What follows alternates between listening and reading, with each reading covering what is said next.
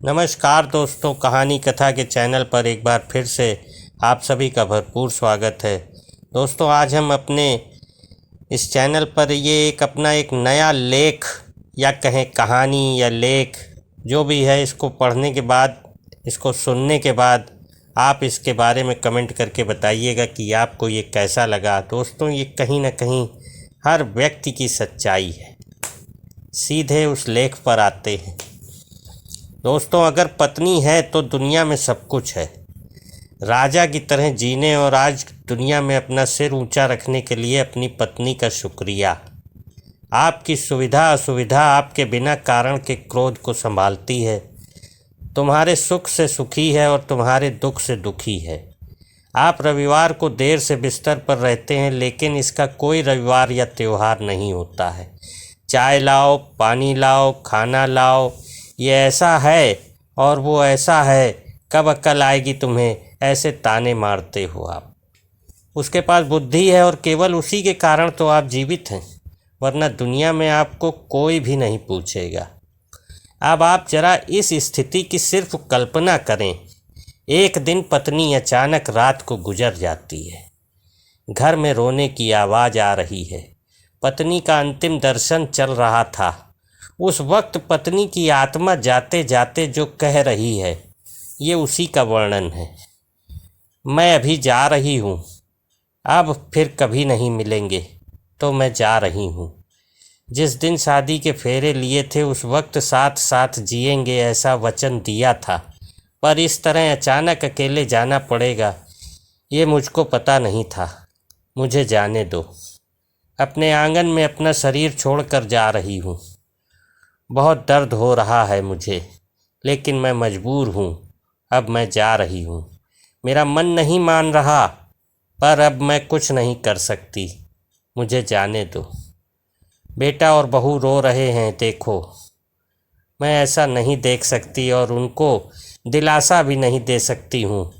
पोता बा बा बा कर रहा है, उसे शांत करो। बिल्कुल ध्यान नहीं दे रहे हैं। हाँ, और आप भी मन मजबूत रखना और बिल्कुल ढीले ना हो। मुझे जाने दो। अभी बेटी ससुराल से आएगी और मेरा मृत शरीर देखकर बहुत रोएगी, तब उसे संभालना और शांत करना, और आप भी बिल्कुल नहीं रोना। मुझे जाने दो। जिसका जन्म हुआ है उसकी मृत्यु निश्चित है। जो भी इस दुनिया में आया है वो यहाँ से ऊपर गया है। धीरे धीरे मुझे भूल जाना, मुझे बहुत याद नहीं करना और इस जीवन में फिर से काम में डूब जाना। अब मेरे बिना जीवन जीने की आदत जल्दी से डाल लेना। मुझे जाने दो।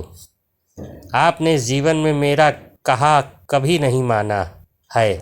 अब जिद छोड़कर व्यवहार में विनम्र रहना। आपको अकेला छोड़कर जाते मुझे चिंता बहुत हो रही है, लेकिन मैं मजबूर हूँ। मुझे जाने दो। आपको बीपी और डायबिटीज़ है, गलती से भी मीठा नहीं खाना, अन्यथा परेशानी होगी। सुबह उठते ही तो दवा लेना न भूलना। चाय अगर आपको देर से मिलती है तो बहू पर गुस्सा न करना।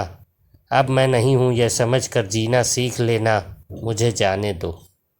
बेटा और बहू कुछ बोलें तो चुपचाप सब सुन लेना।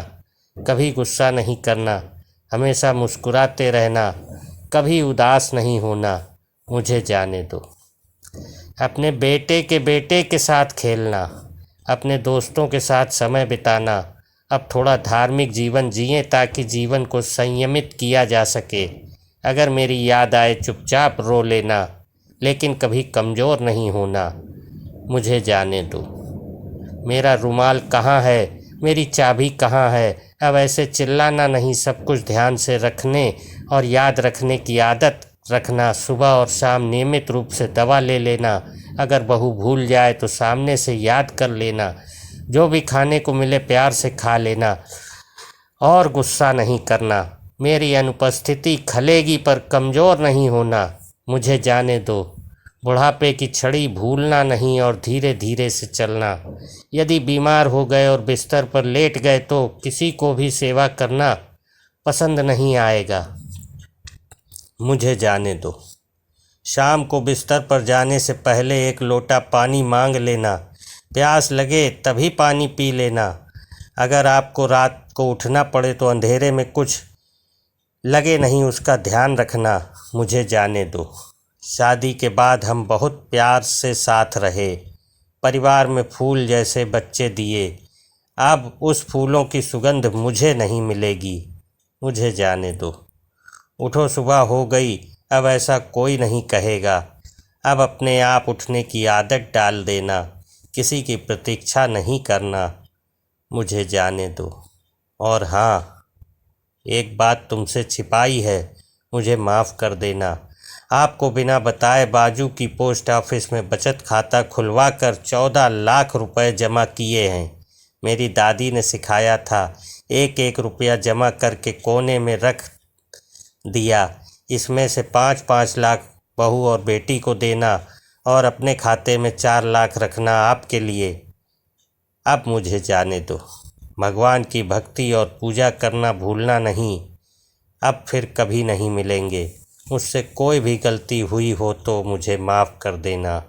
मुझे जाने दो, मुझे जाने दो, मुझे जाने दो।